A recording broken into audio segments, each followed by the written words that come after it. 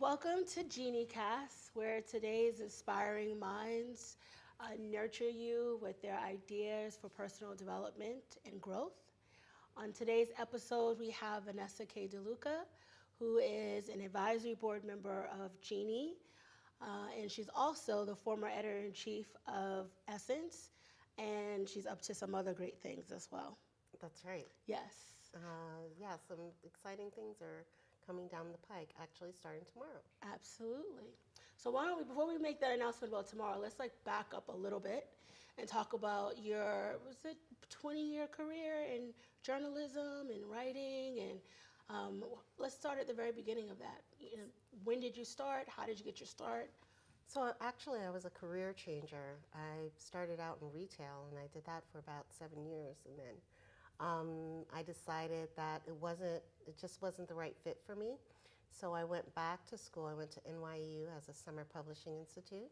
I did that for 8 weeks. So they teach you about book publishing and magazine publishing, and they have people from the industry come in and talk to you. And I ended up meeting a lot of people from the industry through that. They had a job fair at the end, and that's actually how I ended up getting my first job in magazine publishing as an editorial assistant at Glamour magazine. Okay.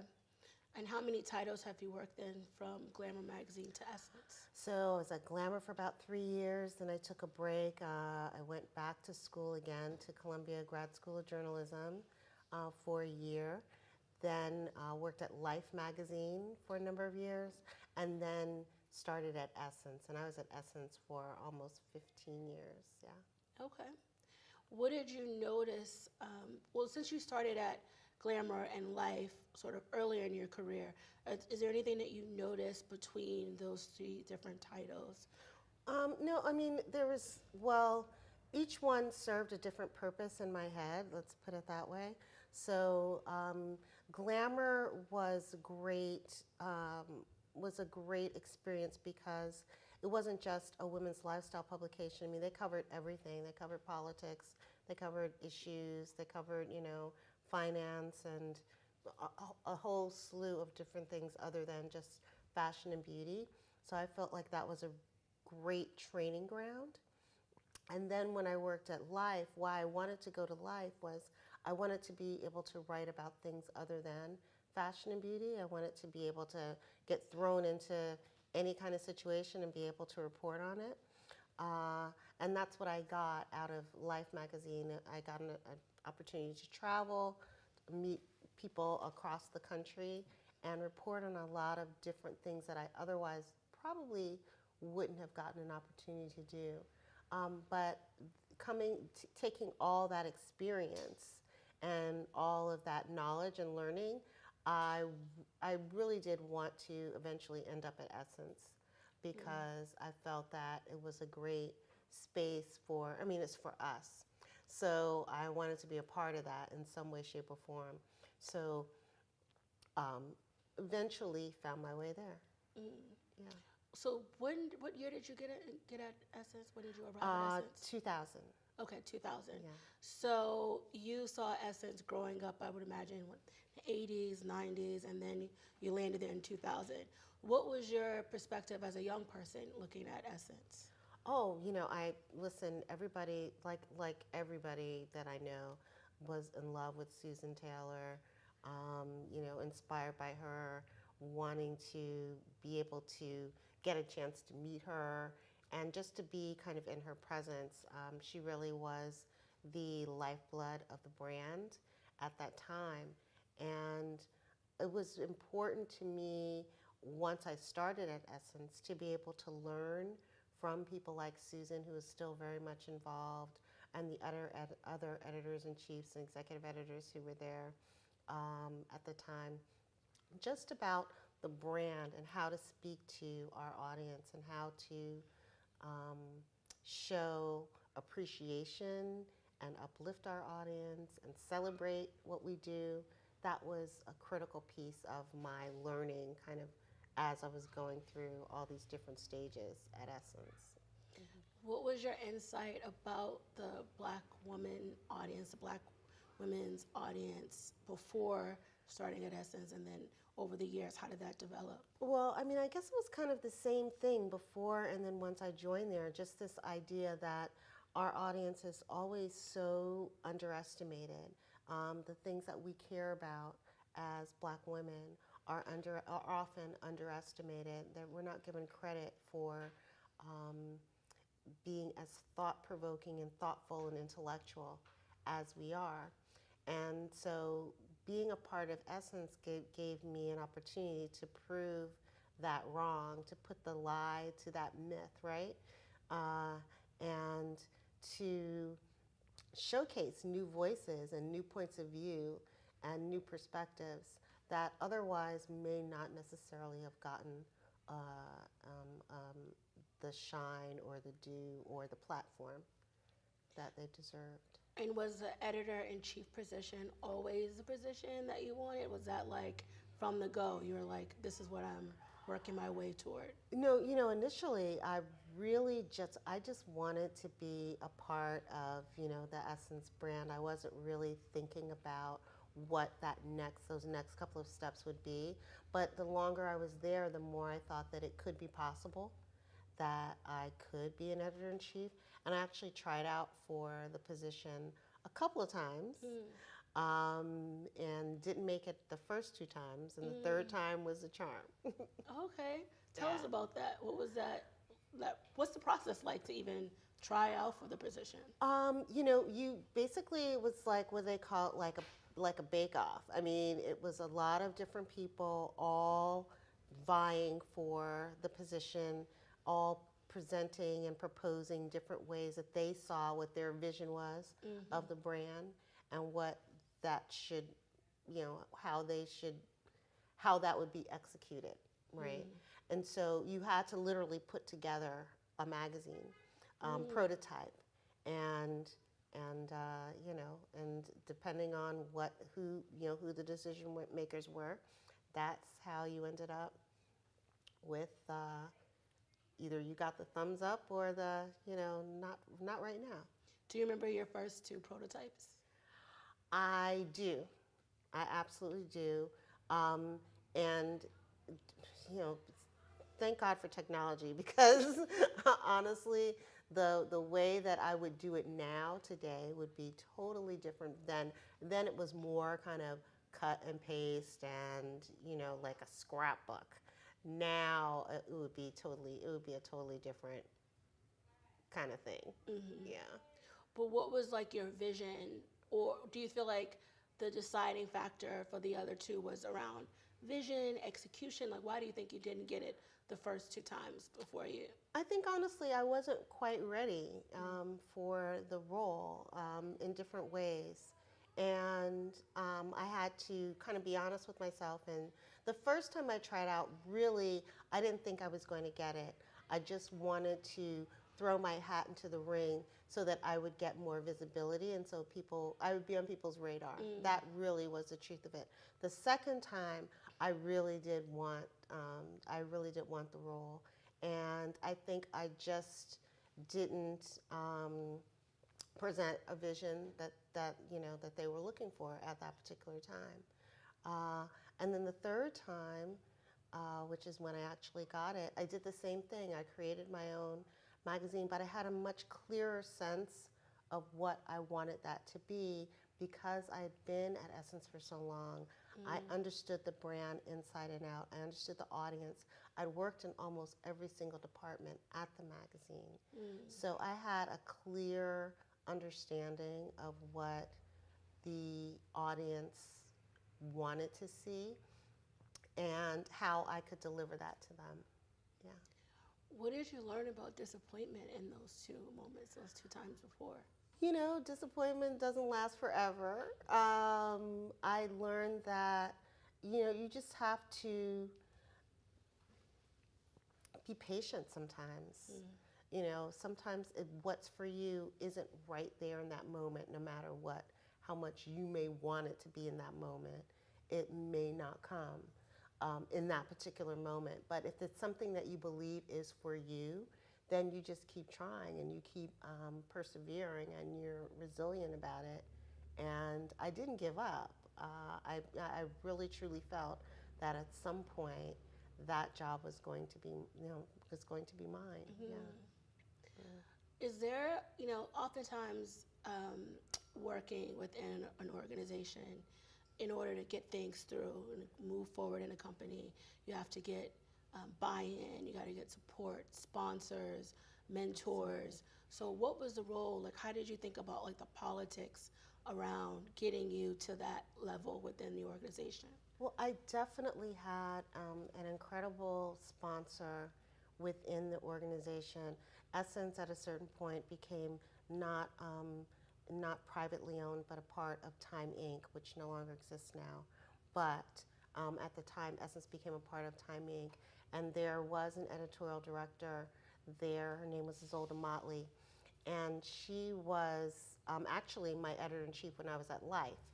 So then, when her job changed to editorial director over all of these different titles at Time Inc., we still had that connection. And she knew what my ambitions were. She knew that I was really interested in advancing at Essence. And she was a great sponsor, a person who, when I'm not in the room, would speak up for me and be supportive.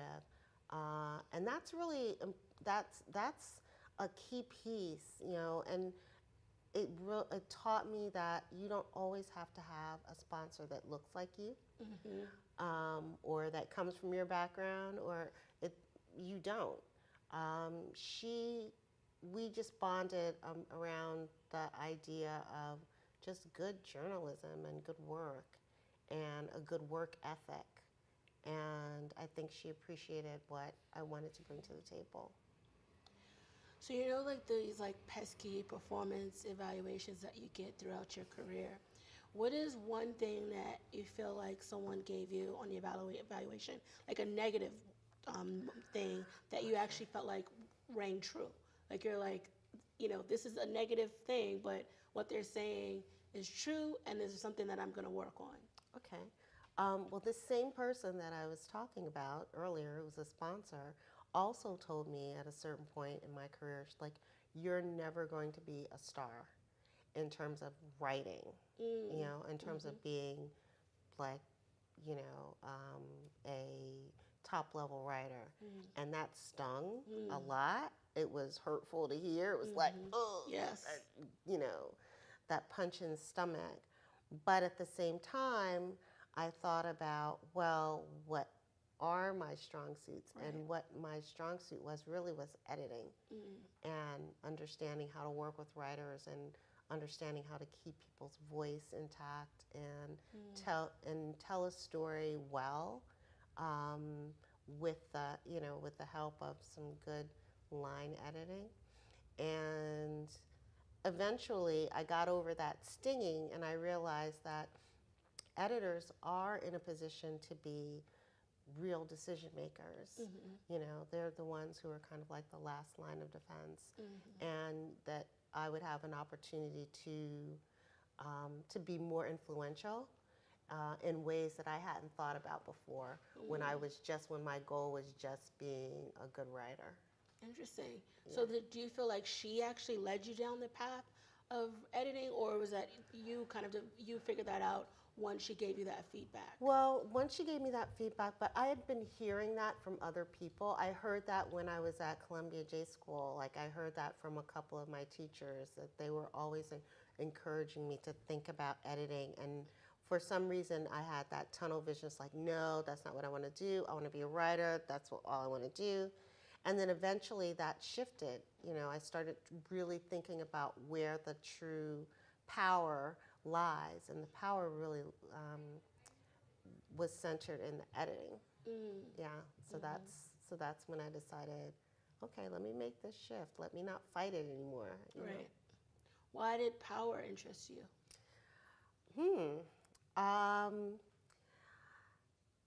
Why does power interest anyone? I mean, it's like this thing of being able to make decisions, to be influential, to be impactful, to be influential, to be able to transform people's lives with the decisions that you make.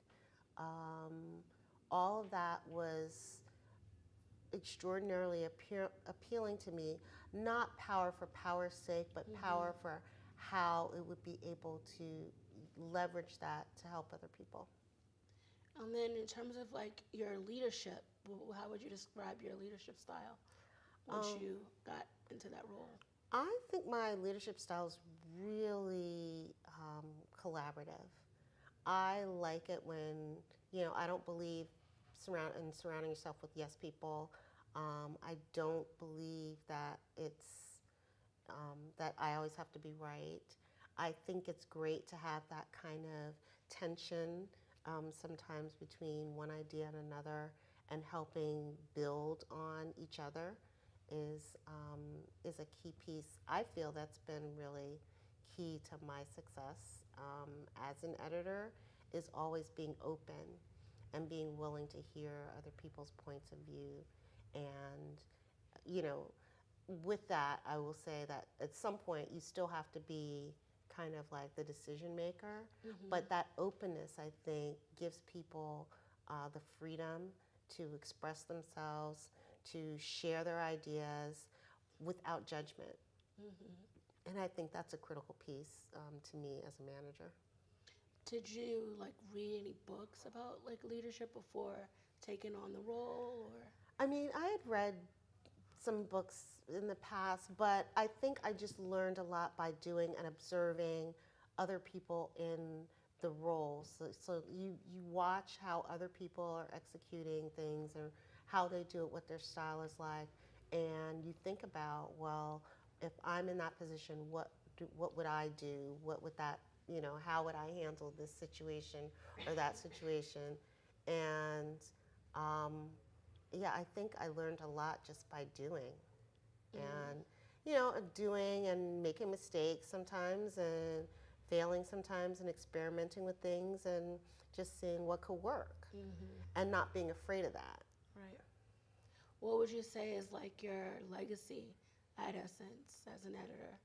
Well, I'd like to think that during my tenure there, I was an editor-in-chief there for 5 years, that I was able to open up the brand to a lot of new voices, new perspectives, new points of view, a lot of people who may not necessarily have gotten a shine, that they would get shine on a cover.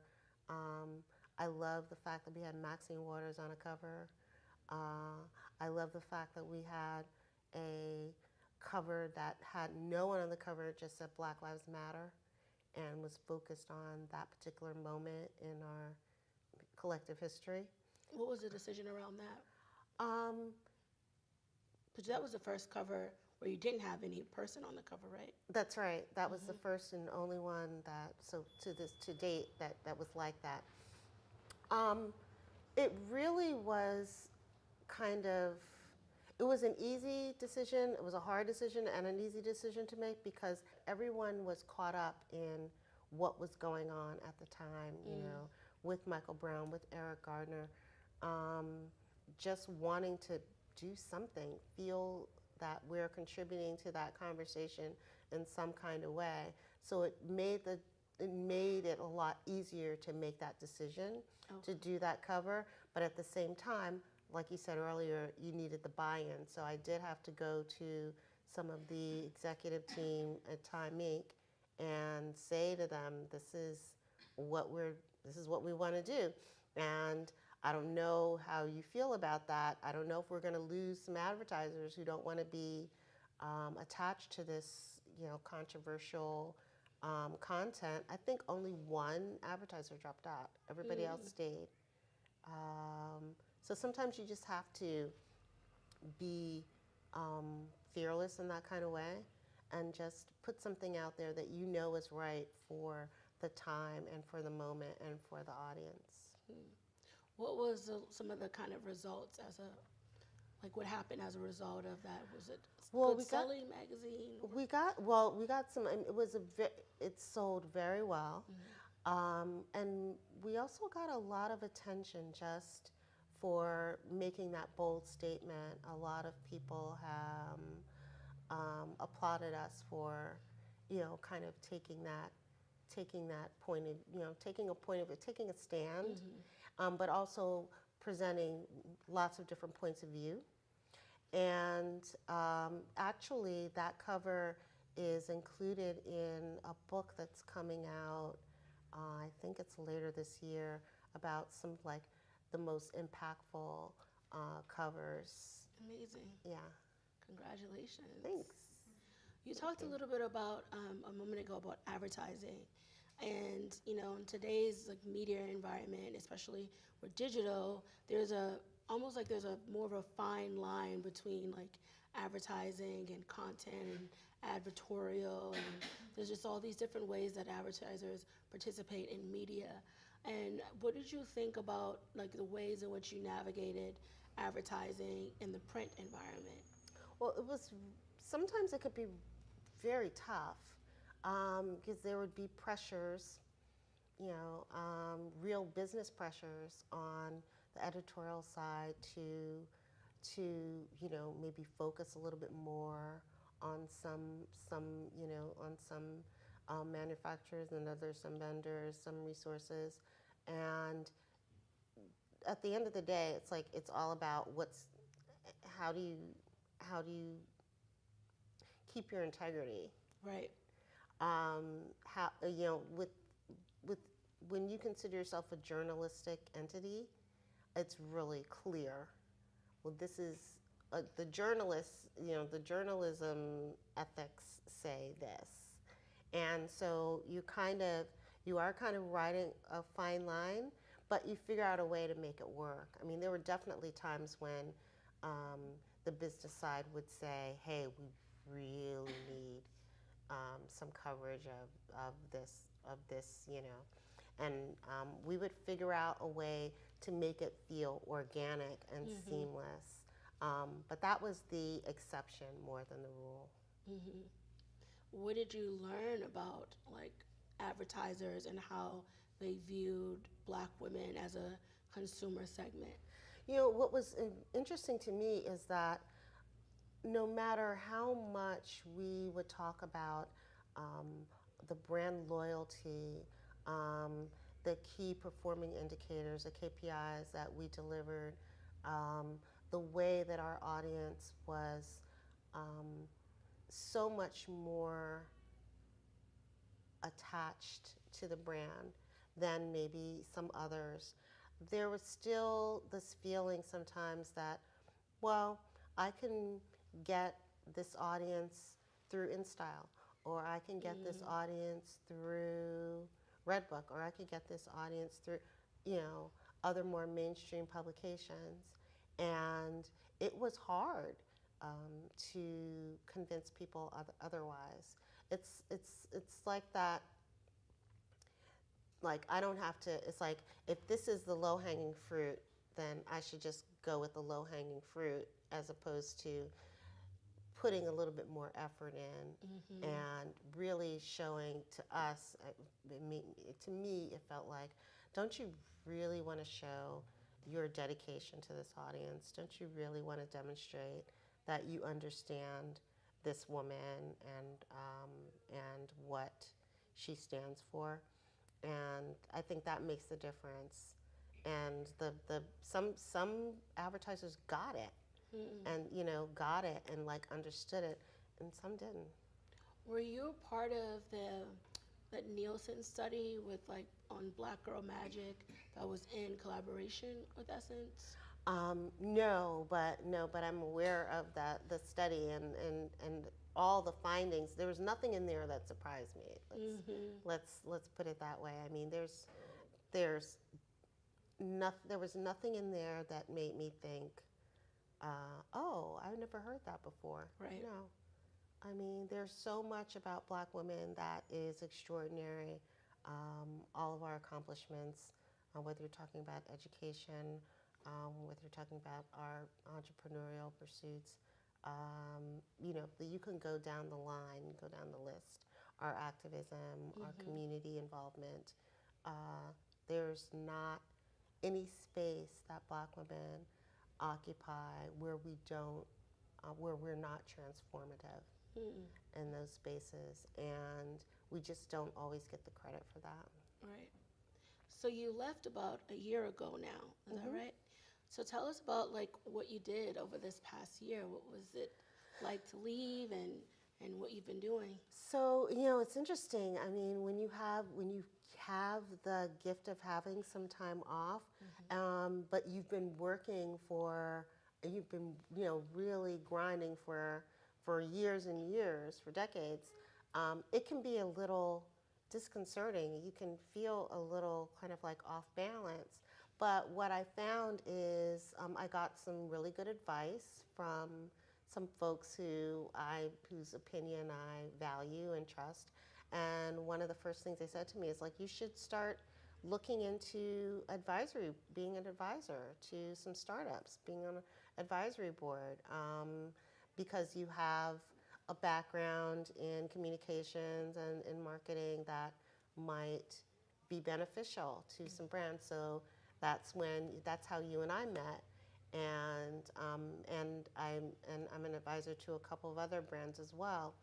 But it gave me an opportunity to understand the startup mentality, Mm-hmm. the entrepreneurship mentality, because that's not something I'd had a lot of exposure to. Mm-hmm. And I think it's taught me a lot, just about um, freedom and experimentation and just taking chances. Mm. Hmm. And during this time period, was there ever a moment where you said, "Let me start something myself"? Like I want to build a business, or was that a Well, I mean, consideration? I definitely wanted to have my own kind of website where I could house all the things that I like to do. So, advising people, speaking engagements, blogging, a podcast is all under my site called theeditorinchief.com. Mm-hmm. And that's my space. That's kind of just for me and for anybody who enters the space, where I get to talk about what it's like to try to be the editor in chief of your own life, right? Making decisions that matter for you, and not necessarily making decisions that are for others, but really, how do you want to lead all the different spaces in your life and places in your life? How do you want to go forward? How do you see yourself? Right. So it sounds like in this period you've thought a lot about your personal brand.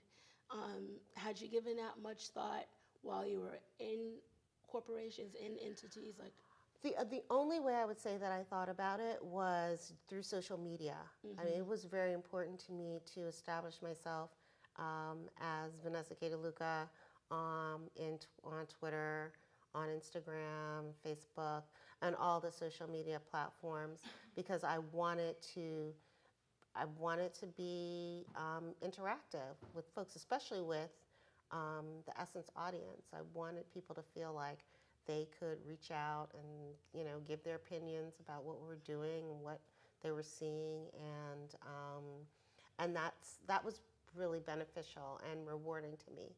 Hmm. How did you feel in this moment? Because I would think, like as you mentioned, you were in corporate environment, had huge brands behind you for a number of years, and then suddenly you are Vanessa K. DeLuca, editor in chief, of your own life, and it's just your personal brand. Did that do anything in terms of like your confidence? Did you gain more confidence? Did you lose?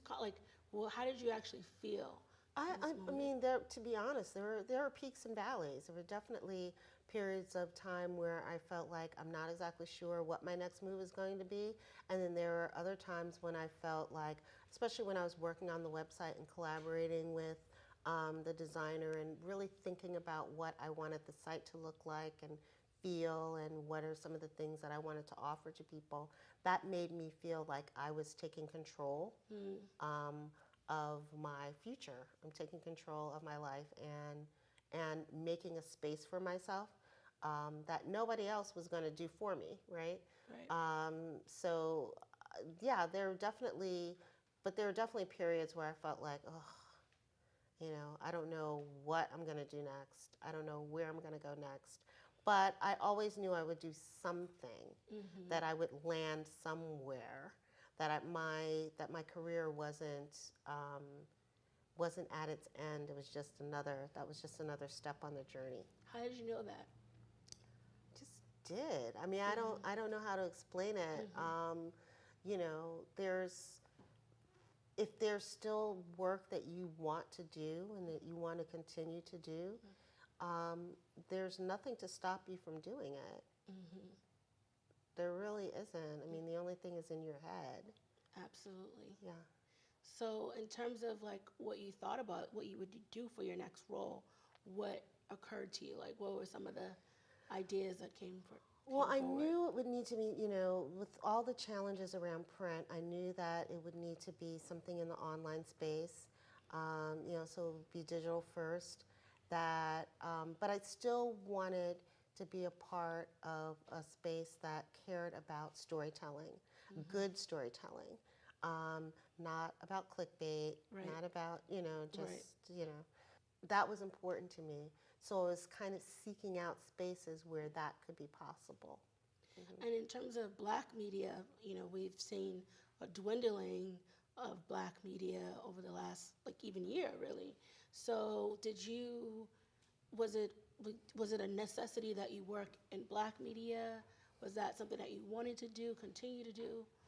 Well, I mean, I wanted to be able to continue to create content for women of color, black women in particular, because I feel like there's just not enough. You know, there's not enough that's for us, that celebrates us, that appreciates us.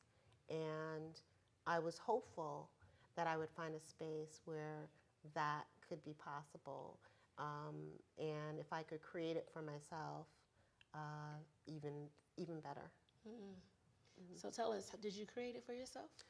So, yeah, actually, and this stays in the room until starting tomorrow, I'm going to be the editor-in-chief of a new unnamed publication by, for, and about black women at Medium.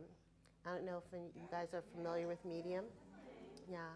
So I'm going to be developing something for them and working with them on some other, you know, they're really looking to diversify their content. Although I think they have quite a bit of diverse content on the site already, but they want to go all in, and so I pitched them an idea around this perspectives of black women and thought leadership in this space that is by black women, because there are so many brilliant women that I've met over the years that deserve to have a space where their voices can be heard and where they can weigh in on anything. I mean, it's like black perspectives on the world, really. Right. And this is that opportunity.